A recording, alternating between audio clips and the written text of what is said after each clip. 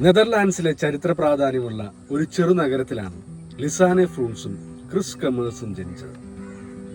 2014 March മാസം മധ്യ American രാജ്യമായ പനാമയിലേക്ക് അവർ ഒരു യാത്ര തിരിച്ചു. അപ്പോൾ അവരുടെ പ്രായം 22ഉം 21ഉം വയസ്സായിരുന്നു.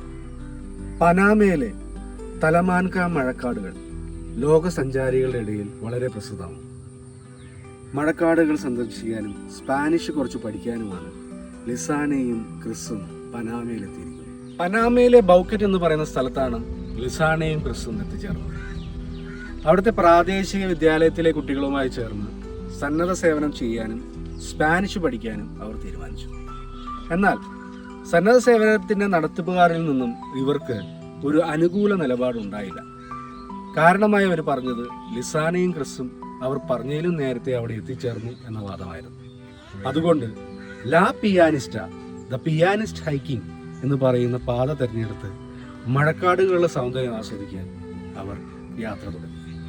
പനാമയിലെ മഴക്കാടുകളുടെ സൗന്ദര്യവും ഹൈക്കിങ്ങിനുമായി യാത്ര തിരിച്ച ലിസാനെയും ക്രിസിനെയും പിന്നീട് ആരും കണ്ടില്ല. അവരന്വേഷിച്ചിറങ്ങിയ നാട്ടുകാർക്കോ അധികാരികൾക്കോ പോലീസിനോ അവരെക്കുറിച്ച് യാതൊരു വിവരവും ലഭിച്ചില്ല.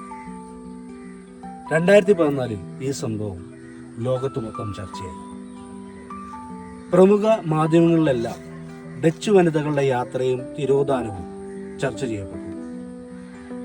ഇൻവെസ്റ്റിഗേറ്റീവ് റിപ്പോർട്ടുകളിലൂടെ പലതവണ ആവർത്തിച്ച് ഇത് റിപ്പോർട്ട് ചെയ്യപ്പെട്ടു.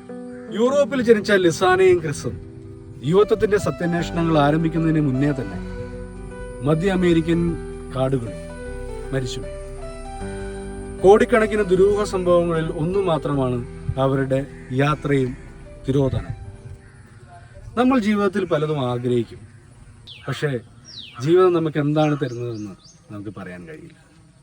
ആരോഗ്യവും ആയുസ്സും മാത്രമാണ് മൂല്യമായുള്ളത്. ആ ഒരു ഓർമ്മപ്പെടുത്തലോടെ സാഹസികതകൾ തുടരട്ടെ.